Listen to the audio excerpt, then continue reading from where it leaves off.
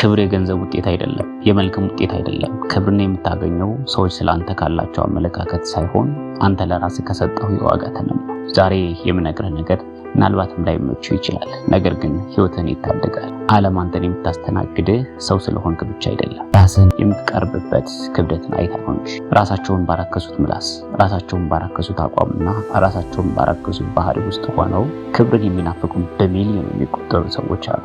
አንተ ግን ከእነርሱ እንዳንዱ መሆን የለብህም። ዛሬ በማንነት ውስጥ ያሉትን የሰዎችን ክብር አርቀው አንተን እንድትናቅ የሚያደርጉን 5 መርዛማ ባህሪያት እንመለከታለን። ይህንን ቪዲዮ እስከ መጨረሻው የምታየው እውቀትን ፍለጋ ብቻ ሳይሆን ነገ በማንም ፊት አንገትህን ቀና አድርገህ ለመቆም ቃል በመግባት ጭምር መሆን አለብን። ወደ ጉዳያችን ንግባ። 5 ዋጋ ቢስ የሚያደርጉ መጥፎ ባህሪያት። የመጀመሪያው ድንበር አልባ ህይወት ወይም ዘላክ ኦፍ ሶሻል ባውንደሪስ። ሳይኮሎጂ እንደሚለው ከሆነ ድንበር የማያበጅ ሰው ለጥቃትና ለንቀት የተጋለጠ ነው ይለናል። ሰዎች አንተን ሲሰድቡ፣ ጊዜህን ሲሰርቁ ወይም ምርጫህን ሲጫኑብህ ዝም የምትል ከሆነ በዝምታ ውስጥ ይሄ ሰውዬ ለራሱ ክብር የለውም የሚል ደረሰ እየፈረብክላቸው መሆን ልብ ማለት ያስፈልጋል። ሰዎች መቼና የት እንዴት ሊያገኙህ እንደሚችሉ ግልጽ መሆን አለበት። በማንኛውም ሰዓት ለሚጠራ ሁሉ አቤት ማለት ታማኝነት ሳይሆን ርካሽነት ነው። የሰዎችን ስህተት ፊት ለፊት መናገር አለመቻል ድክመት እንጂ ትህትና አይደለም። ስለዚህ ድንበርህን ካላወቀ የግል ምስጢርህ የጎዳና ወሬ ይሆናል። ስለዚህ ሁልጊዜ ለሰው የምትገኝ ከሆነ መገኘት እንደ ተራ ነገር ወይም ቴክኒክ ፎር ጋራንቲ ይቆጠራል። ለምሳሌ ጓደኞቹ በማትፈልገው ቅጽል ስም ሲጠሩ እያመመህ አብረህ የምትስቅ ከሆነ አንተ የራስህ ጠላት ነህ።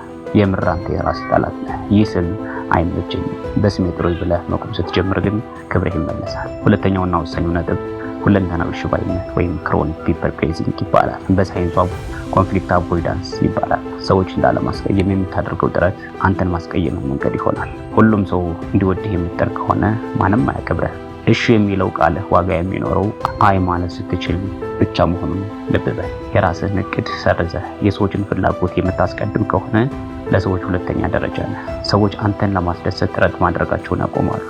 የራስህ የሆነ ጠንካራ አቋም የሌለህ አስመስሎ ያሳያል። ስለዚህ በውስጥህ እየተቃጠልክ ፊትህ ወይም ውጭ ፈገግታ ካሳየ ሰዎች እንደ ግብዝ ሊያዩህ ይችላሉ።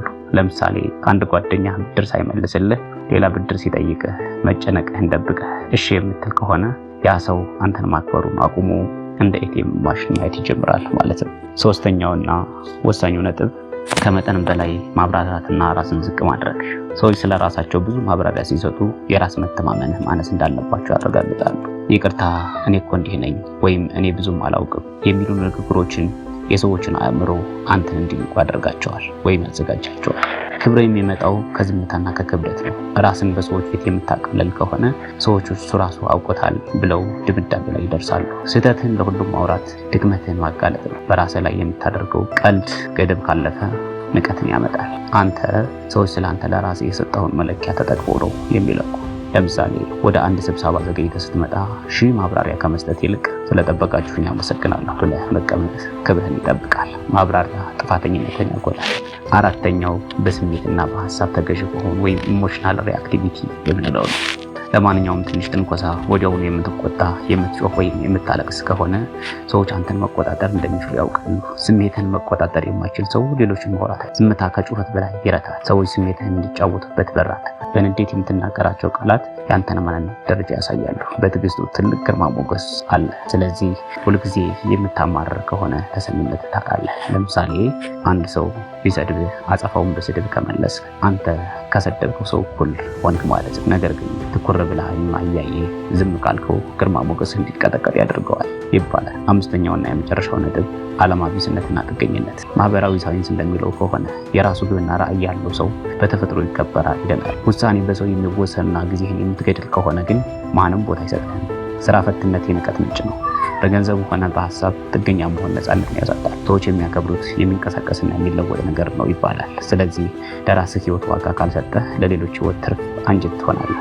በራስህ መቆም ስትጀምር ግን ሰዎች አንተ ጋር መሆን ይመኛሉ። ለምሳሌ ቀኑን ሙሉ ሶሻል ሚዲያ የምትውልና ለህይወትህ ምንም ግብ የሌለው ከሆን ቤተሰቦች እንኳ ሳይቀሩ ምንም የማይረባ እይታ ማየት ይጀምራሉ። ስለዚህ ታዲያ ከላይ የዘረዘርናቸው ባህሪያት በሙሉ ወይም በከፊል አንድ ወይም ሁለት ባህሪ እየተሰቃየ ከሆነ መፍትሄው ምንድነው የሚለው ወደ መፍትሄው እንሂድ። የመጀመሪያውና ወሳኙ መፍትሄ የራስህን ዋጋ በዝምታ መገንባት የሚባለው። ክብር የሚገነባው በመብራት ሳይሆን በውጤት ነው። ሰዎች ስለአንተ ሁሉም ነገር እንዲያውቁ አትፍቀድ። ምስጢራዊነት የተከበረ ግርማ ሞገስን ይፈጥራል። ስለዚህ አነስተኛ ንግግርና ከፍተኛ ጥራት ያለው ስራ የሰዎችን ትኩረት ይስባል። ስለዚህ ይህ እንዴት ይተገበራል ካልከኝ፣ በሄድክበት ቦታ ሁሉ ቀድመህ አትናገር። መጀመሪያ አድምጥ። ሰዎች ያንተን አስተያየት እስኪናፍቁ ድረስ ዝምታን እንደ ስልጣን ተጠቀምበት። ራስህን ከቻልክ እና በራስህ የምትመራ ከሆነ መሆንህን በተግባር አሳይ። ሁለተኛውና ወሳኙ መፍትሄ የብረት ድንበር ማበጀት ይገባል። ዘ አይረን ኦፍ ባውንደሪ ቴክኒክ የሚባል ለመብትህና ለጊዜ መቆም ተለማመድ።